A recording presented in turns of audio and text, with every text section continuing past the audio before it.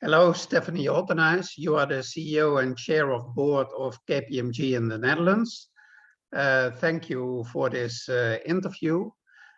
Trust must be the lifeblood of your organization, and maybe more so for audit than for consultancy services. Is that so? Well, thank you for your question, Twan. I would say yes or no. In our assurance environment for already 106 years, of course, providing trust, especially in the financial markets, is our core business.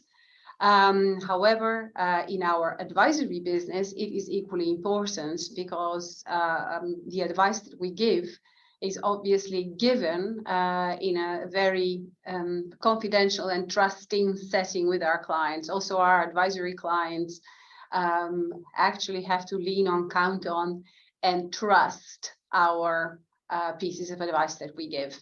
However, I agree with you that in the assurance environment, our responsibility is also regulated because we add assurance, and the need for assurance is very broad in society, but very specific towards the financial markets. We add assurance to the financial markets, the financial statements. Yeah. So trust is crucial, you say, for everything that you do. Do you experience an erosion of trust in the context in which you work, either within the organization or between the organization and clients or society? I would say that we all experience and can observe that societal trust is eroding. Big cohorts of people mistrust or challenge or quiz a lot of things. Does Corona exist? Are results of our elections correct? Are government decisions taken on the right premise? And who are these people? And are they a certain group that has other intentions? The whole of the,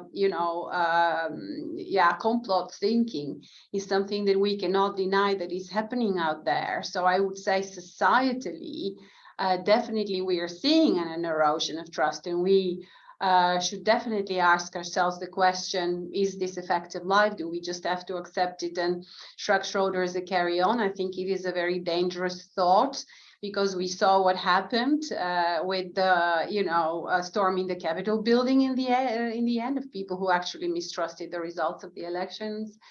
But it isn't a very easy fix. I don't think that there's kind of one panacea. We can discuss the root causes of why this occurred.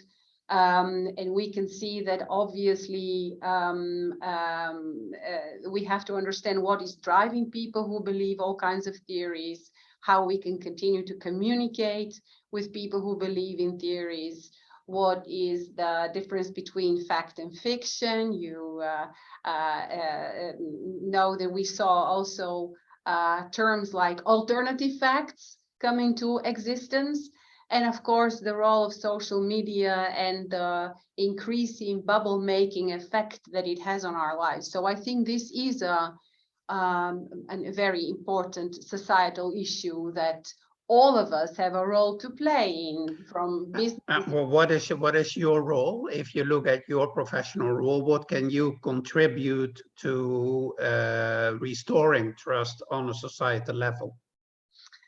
Well, I say that for me personally, I would say it has two roles. One is very simple, and it is that as a person who is a participant in society, I would like to take a stance that I am open-minded, that I am asking about the why, what is the reason behind, the motive behind actions by other people. I'm not judgmental. I shouldn't be jumping to conclusions. There's a lot of homework that each and every one of us can do in order to increase this societal trust, being curious about how other bubbles are acting as an individual. As an individual. And if you look at your professional role? Exactly. And the other role is that I am the CEO of KPMG, and an organization that is a big actor in trust. And that is a role that I have a very specific task to get our act together, to continue to invest in audit quality, to continue to invest in our culture and a culture of collaboration and trusting each other, and especially in psychological safety. Because I think that when you feel safe, when you feel able to bring your point without, bring yourself to work without concerns, without fear, that is the biggest requirement to create a very trusting environment. And that's where I am accountable and responsible for. This is where we have to get our act together. How do you do that? How do you build, how do you create psychological safety? I don't want to bore our listeners with a lesson on the psychological safety, but in fact, it is something that you can measure. You can measure their surveys, cultural surveys, in which you can look and shine the light on psychological safety and know where is it coming from.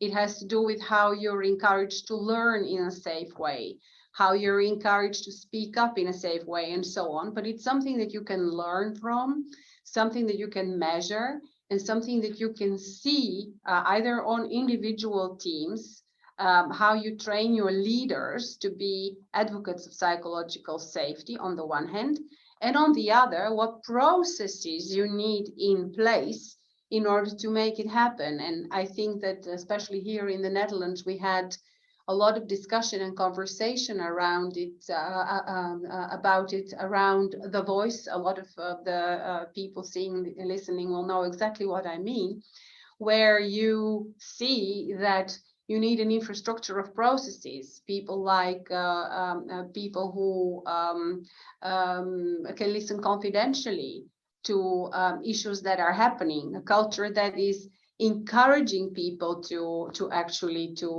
speak up, a tone at the top that is encouraging that. So it's a combination of doing things and getting your act together in practice around leadership capabilities, the tone at the top, and processes.